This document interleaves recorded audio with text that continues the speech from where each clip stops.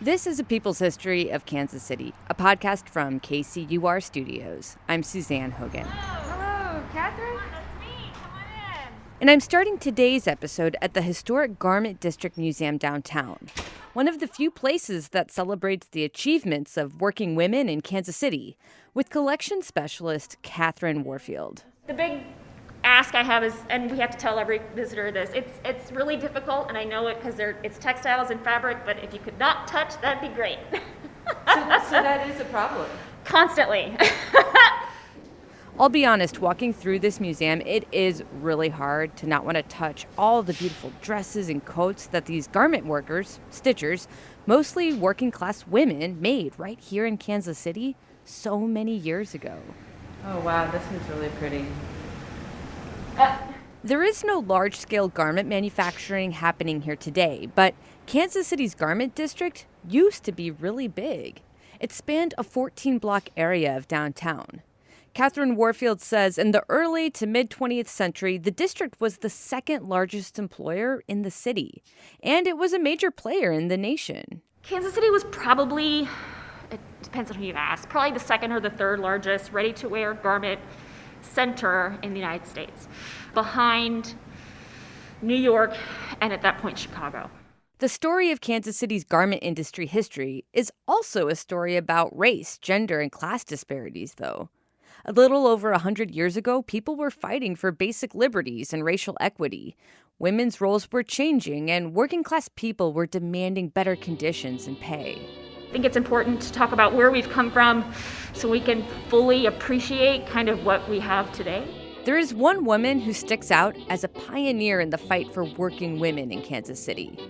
Her name is not that well known, but you've probably heard of one of her adversaries. How can you talk about making clothes in Kansas City and not talk about Nellie Dawn? The Nell Donnelly Dress Company, Nellie Dawn. Nell Donnelly reads. Nell Donnelly was a pretty larger-than-life figure. Nell Donnelly Reed, a.k.a. Nellie Dawn, was a Kansas City fashion icon, a trailblazing women's clothing designer and pioneering businesswoman who started her own clothing company in 1916. Nellie Dawn was one of the companies that started the garment industry in Kansas City, but she never unionized. But this story isn't about Nellie Dawn. It's about a woman who had a very different agenda from Nellie Dawn. Her name was Sarah Lloyd Green. I think it's really important that people in history who are a part of especially labor movements become household names, but I'm not at all surprised that they're not. Sarah Lloyd Green worked courageously to break the glass ceiling that towered over working women in the early 20th century. She kind of shot straight from the hip and didn't hold back. She was a suffragette, a feminist. She organized workers and challenged patriarchy and authority. Being expected to solely take care of, children, husband, household.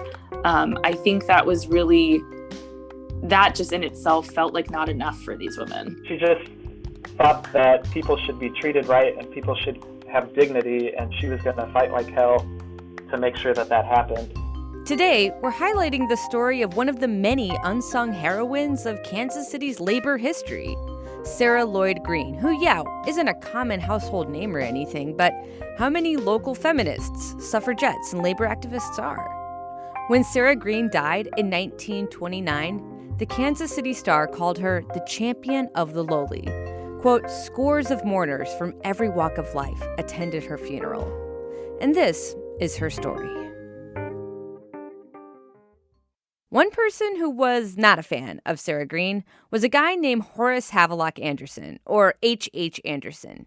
He was the head of Kansas City's Employers Association, a group made up of some of the richest people in the city, and he was very anti-union. In 1919, the New York Times published an article looking at the growing tensions between labor organizers and employers groups across the Midwest. And this is what H.H. Anderson had to say about Sarah Green. This Sarah Green is a dangerous person for this community because of her radicalism and because she not only works among her own people, but among ours. KCUR producer Matthew Long Middleton reading H.H. Anderson's quote. She's allowed to talk in the best society of Kansas City, She gets invited to speak before women's clubs and other organizations made up of the very wives of the members of the Employers Association. And some of our wives believe her. And they, in their turn, filled their husbands' heads with some very radical notions. Radical notions like allowing women to participate in democracy or get paid a decent wage. The reporter then asked Sarah Green to respond to H.H. Anderson's attack, to say exactly what it is she had been saying to all these upper-class wives. Oh, a lot of interesting things. Here's producer Mackenzie Martin reading Sarah's response. For example, there are the girls in the bookbinderies who ask for $22 a week and are offered $16. It costs a woman employed in bookbindery or any other working woman in Kansas City $10 a week for her room and 2 meals a day, $2.10 for her 6 lunches downtown, 75 cents. Sarah broke down and listed all the different expenses working women had.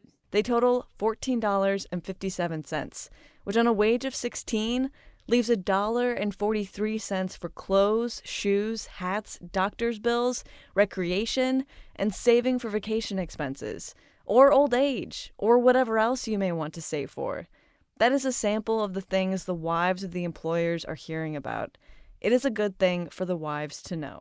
This article was published in December of 1919. World War I ended a year prior. Women were fighting for the right to vote. The deadly influenza pandemic was still ravaging communities. The working poor were struggling. It is a scheme to get a great deal for comparatively little, or rather divert attention from the fact that a great deal is being got for very little. It is what my father would call using a sprat to catch a mackerel. I had to look up what using a sprat to catch a mackerel means. Basically, it's to take a small risk in hopes of a big gain. We don't want our recreation given to us to blind us to some other things, and as an act of smug charity. We prefer to choose our own fun and have it at our own expense. When Sarah Green gave this interview, it was around the end of the Progressive Era, a time when people were calling for reforms to eliminate political corruption and advocating for basic rights for women and workers. The working woman of the United States is clean and decent. You can't patronize a coal miner's daughter who has been a waitress for 10 years. And I was elected to my present job because thousands of other women in this part of the country feel the same as I do about these things. The 19th Amendment didn't give women the right to vote until 8 months after this interview, which goes to show how bold Sarah Green was for her time. She spoke her mind when she wanted to. That's in part why she'd been elected as the president of Kansas City's chapter of the Women's Trade Union League in the first place. The national group helped middle and working class women demand safer working conditions, shorter work weeks, and better pay. Here we have a person who was at the center point for the entire movement of how women were treated around labor in Kansas City. So why don't we know more about her? Jeff Stilley is on a mission to make sure that changes. Hey, Jeff. Hello, how are you doing? Good. How are you? I'm doing all right. Jeff is a graduate student at the University of Missouri. He's been writing his dissertation on Kansas City's labor movement during the 1910s, a time when Kansas City was seeing growing unrest of how laborers were treated. And this figure, Sarah Lloyd Green, kept popping up over and over again in my research. She is kind of a central figure in every strike throughout the period, whether it involved women workers or not. Jeff is the person who emailed me a while back suggesting Sarah Green as a person to explore in this podcast. Yes, I do read every email and suggestion that's sent to me, so keep them coming. According to Jeff, Sarah Jane Pretherick was born in Wisconsin in 1883 to Welsh immigrants who had just arrived to the United States a couple years before. Her father, who was a coal miner, was a really avid unionist since he was a teenager and really impressed the values and culture of unions on his daughter from an early age. And apparently her mother also had some sort of feminist convictions. Sarah's family, her parents, 2 sisters, and brother eventually moved to Iowa, where as a teenager, Sarah became pregnant. But the baby's father didn't stick around. In 1903, all 3 generations of the Pretherick family moved to Kansas City, and they continued to live together. Records show that Sarah found a husband in Kansas City, a man named Curtis Green. He and two boarders were also living in the Pratherk's Kansas City household. Sarah was working as a waitress. I will note that waitresses at this point in U.S. history are kind of on the margins of society. Many of them are divorced or single mothers. Upper class women kind of look down on them as, not living up to their standards of morality. And it was a real kind of sisterhood. Sarah was connecting with all these other waitresses as her sister started working as a telephone switchboard operator. Some peculiar switching devices made their appearance during the first few years of switchboard development. And it's through her sister that Sarah first got involved with Kansas City's Women Trade Union League, the national group that had been trying to organize local telephone switchboard operators. It was part of a bigger citywide effort to unionize more industries in Kansas City during the 1910s. That's because long before Dolly Parton sang us 9 to 5, things like an 8-hour workday, 40-hour work week, minimum wage, overtime pay, protections against child labor, or even just basic safety conditions on the job were things that workers in this time period did not have. The women worked very long hours. And of course, there's that notorious sign that was posted, if you don't come to work on Sunday, don't bother coming in on Monday. According to local labor historian Judy Ansell, the 1880s to the 1930s was a particularly violent era known as the Labor Wars. It's an era of many violent strikes, many deaths of workers trying to win their rights, of hundreds of injunctions from courts, stopping strikes, penalizing union leaders, locking them up. And it was an era in which the political leaders of this country absolutely refused to recognize the rights of workers. Judy Ansell also hosts the Heartland Labor Forum, a weekly radio show on Kansas City's community radio station, KKFI. Welcome to the Heartland Labor Forum, a weekly show of news, information, and commentary by and for the working people of Kansas City. She says this era during the labor wars was a time when people with different economic and political philosophies were organizing together out of a real need to protect the marginalized working class. You've probably heard of some of the high-profile national actions and big events that happened at the beginning of this era.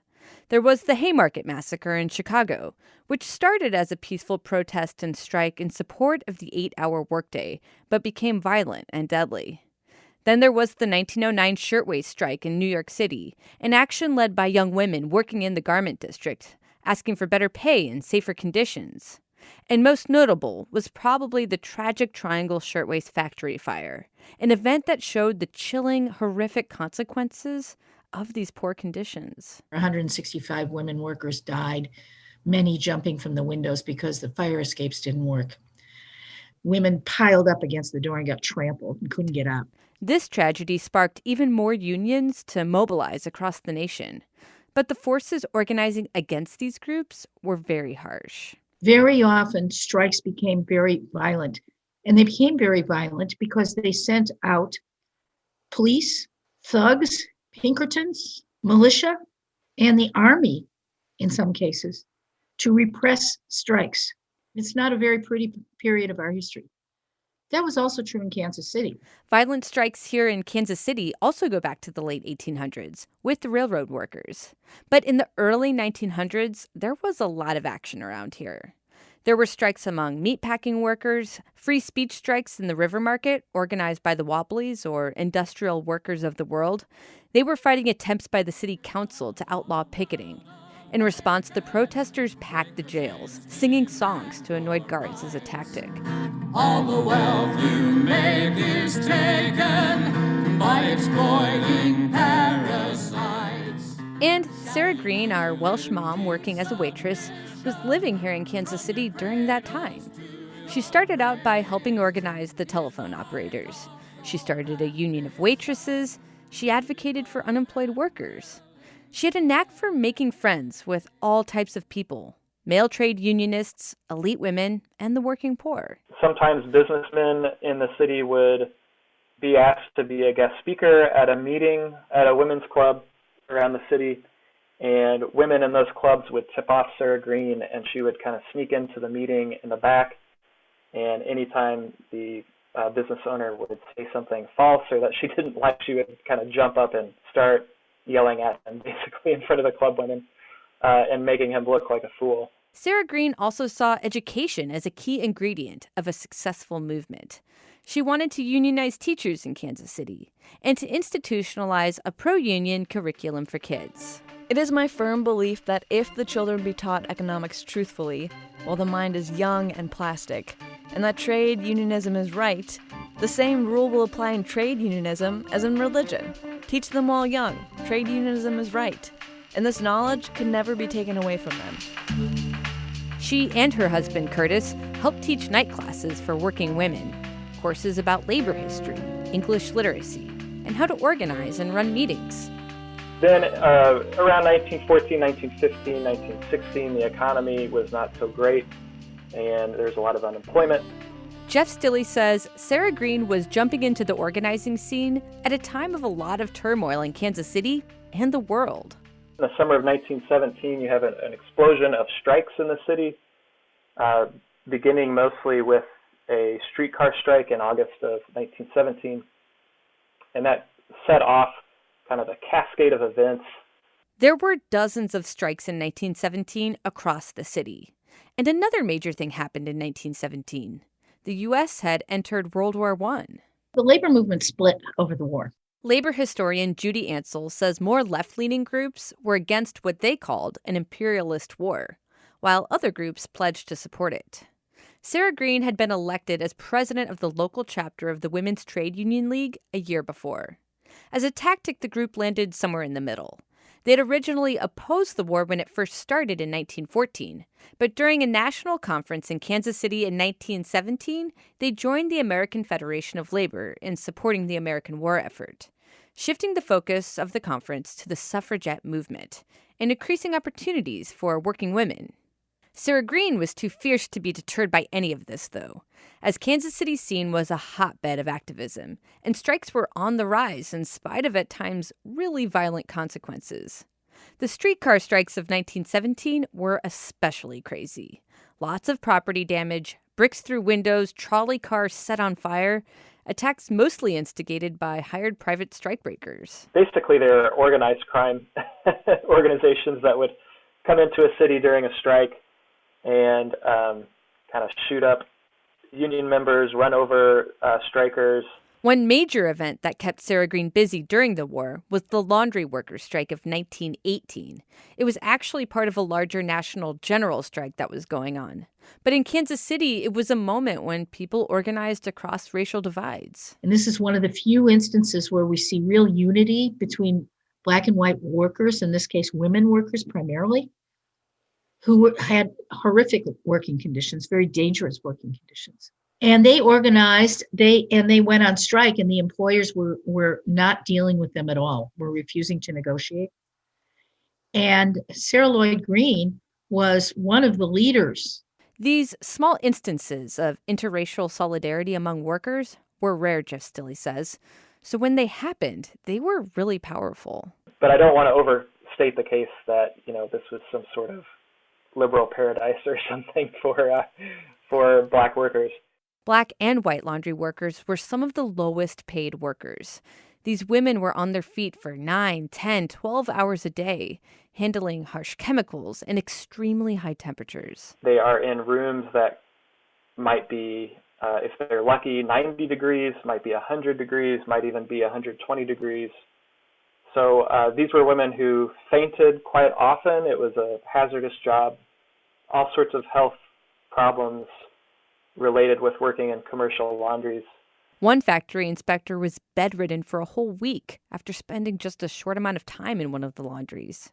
Jeff says Sarah Green's leadership style, organizing laundry workers across racial divides while maintaining a connection with upper-class white women's groups, was a big part of her success as a leader and part of what intrigued him about her story. One instance that stands out is in February of 1918, during the commercial laundry strike, which had been going on for about 2 weeks at this point. Some of Green's allies in different women's clubs around the city had organized some public hearings to collect evidence about working conditions. They arranged to have these hearings at the Muehlebach Hotel downtown. They invited both laundry owners, city officials, and laundry workers to come together to talk in hopes that they would finally recognize the union. And so everybody files into this conference room in the Muehlebach Hotel. Sarah Green is there. A lot of the white women strikers are there. And they're just about to get started when someone brings word that black women strikers were denied entry to the hotel. So Muehlebach was a Jim Crow hotel at this time. And Sarah Green immediately asked the white strikers to leave in protest, and they did so. And there's other evidence during the strike that white and black women were arrested together on the picket line. In Kansas City, over 20,000 workers showed solidarity with the women laundry workers, though it all ended in a stalemate. Jeff says wages did increase, only temporarily. The strikers did get their jobs back, but they didn't get union recognition. But Sarah kept on. She helped organize a strike among women conductors working for the streetcar, and she had a robust track record, having organized black and white women working in meatpacking. She started a domestic workers union for black women, raising their wages 25% across the city, which is pretty incredible considering each worker is hired by a separate individual in a private home. She also had been arrested for leading a wave of walkouts by women in food and soap manufacturing, but the charges didn't stick. All this to say, by the time World War I ended in 1918, Sarah Green had become a pretty well-known person in Kansas City. She was invited to speak with more elite women's club groups. But while she was popular, she wasn't necessarily liked by everyone. Some historians say she was known to say racist things against Asians and Asian Americans, and her agenda and fiery personality wasn't for everyone. Hence what led to that intense back and forth in that New York Times article from 1919 with H.H. Anderson with the Employers Association. This Sarah Green is a dangerous person for this community. You can't patronize a coal miner's daughter who has been a waitress for 10 years. The year to follow, 1920, was a monumental year for feminists and suffragettes nationwide, with the passage of the 19th Amendment, which finally granted white women the right to vote.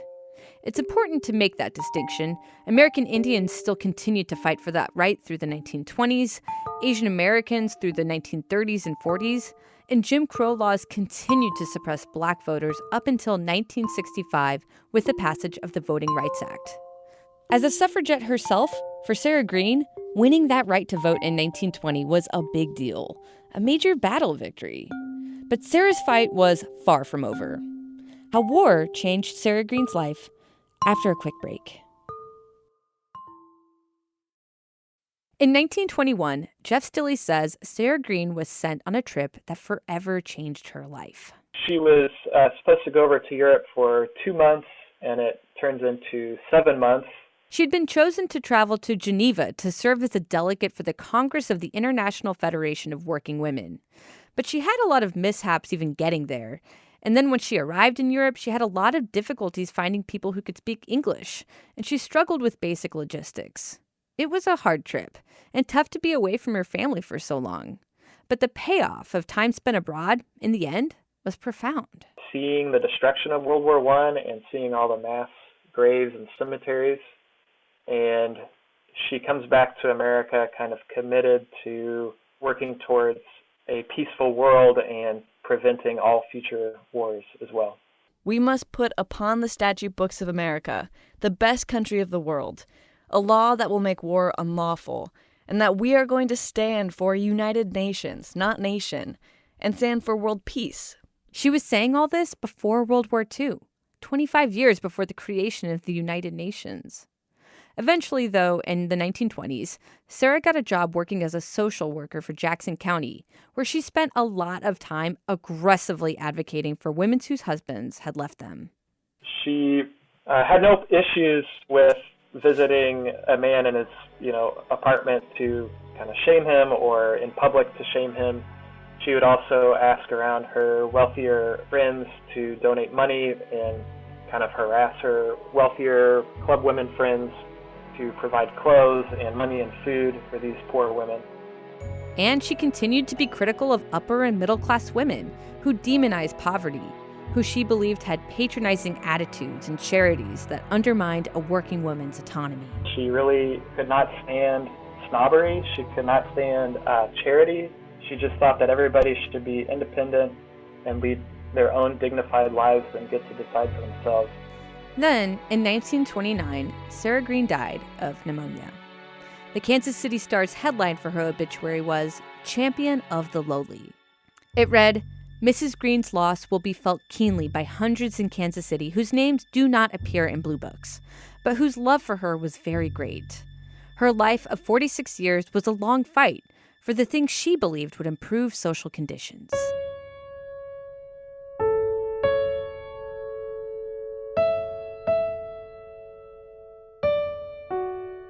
It wasn't until after Sarah Green's death that the rift in Kansas City's garment industry would hit a climax. Sarah Green and the Women's Trade Union League had been pushing for workers within the booming garment industry to unionize, demand better hours and pay. But as Catherine Warfield, back at the Garment Industry Museum, tells it, not everybody was on board. Nellie Dawn was one of the companies that started the garment industry in Kansas City, but she never unionized. Nellie Dawn, as we talked about at the beginning of this episode, was a big deal in Kansas City.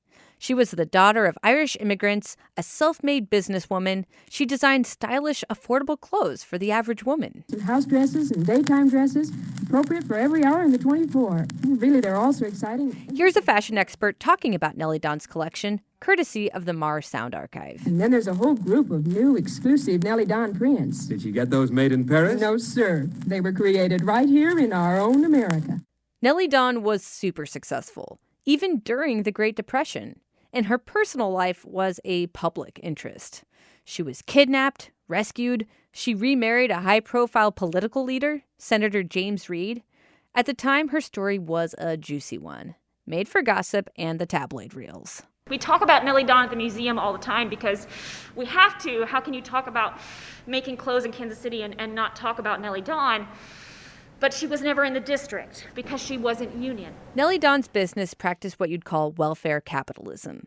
The company offered employees health care, vacations, social events, and different perks, which was a tactic used to instill worker loyalty to a company and to discourage labor organizing. There was a lot of reasons she said she refused to unionize, and it kind of depends on who you ask. You know, if you ask a Nellie Dawn stitcher, they would say she treated them better than any union. But a report filed by Sarah Green's Women's Trade Union League to the International Ladies Garment Workers Union called conditions in Kansas City's garment factories appalling. It compared them to sweatshops and accused them of using speed-up systems and daily quotas that left working women fatigued. If you ask someone that worked with the garment union, they would say Nellie Dawn made lower quality clothing than we did. And so, I mean, even 80 years later, we're still kind of having this conversation back and forth of whether it was right for her to unionize or not. Eventually, Nellie Dawn actually sued the union for threatening her business, and she won. Neither of these women were perfect, but in the end, we need both the Nellie Dawns and the Sarah Greens of the world. And they couldn't have done what they did without the rest of the women who helped shape the shift that took place among working women 100 years ago. This confrontation against class and gender discrimination, the recognition of women's basic rights. It's a battle that is by no means over, but there have been major milestones and turning points that have got us to this place. We do talk a lot about over here is the role that women played kind of between first entering into, the public sphere at the beginning of the 20th century and then like where we are now with a woman vice president. American women have been on a hell of a journey in the past century, and there is still work to be done. Women still face double standards, discrimination, and systemic patriarchy and misogyny. But the fight for better and more continues on. For context, it helps to look back to history, to some of the hardships some of our own elders have faced. How much things have or haven't changed since their era. I think about my grandmother every time that I go to work. Really? She was a sewer too. For Catherine Warfield, it's emotional. I mean, I sew on her sewing machine. She made all my mom's clothes. She made most of her clothes. And, she mended clothes and literally until the day she died. Her grandmother grew up on a small farm in southern Missouri, was a homemaker, and had a 6th grade education. Catherine's grandma had a completely different set of opportunities than what she's had. She was a lot smarter than she gave herself credit for. She taught herself algebra from my older sister's high school math book. I think she would have been really excited about kind of where we are today. What was her name? Rosilda. I love grandma names. Rosilda Matilda. Right, she hated that. Maybe take a minute right now and think of a woman in history who has shaped where we are today. Say their name and thank them. It can be Sarah Green, Nellie Dawn, or maybe it's someone who's a little bit more personal to you. I'll go ahead and do mine. Thanks, Grammy, Jean Hogan, and Grandma, Abuela Graciela Portuguez. And while I'm at it, thanks, Mom, for everything you've gone through, fought for, put up with, and accomplished. Also, I could have even more opportunities in this ever-changing world we're challenging to make better every day. I love you.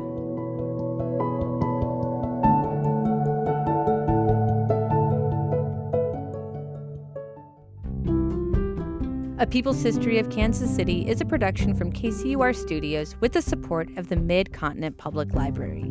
A special thanks to Rebecca Jo Aycock and Kelsey Carls of the University of Kansas for their help and research, the Mars Sound Archives and KKFI, plus KCUR's Matthew Long Middleton and Mackenzie Martin for their reads of H.H. Anderson and Sarah Green, plus Mike Russo, Byron Love, Krista Henthorne, Cody Newell, Ron Jones, Barb Shelley, Lisa Rodriguez, and Vicki Newton.